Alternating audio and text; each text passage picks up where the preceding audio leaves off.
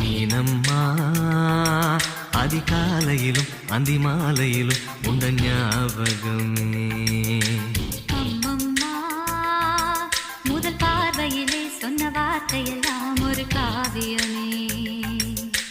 சின்ன சின்ன ஊடல்களும் சின்ன சின்ன மோதல்களும் மின்னல் போல வந்து வந்து போகும். மோதல் வந்து ஊடல் வந்து முட்டிக்கொண்ட போதும் இங்கு காதல் மட்டும் காயமின்றி வாழும். இது மாதங்கள் நாட்கள் செல்ல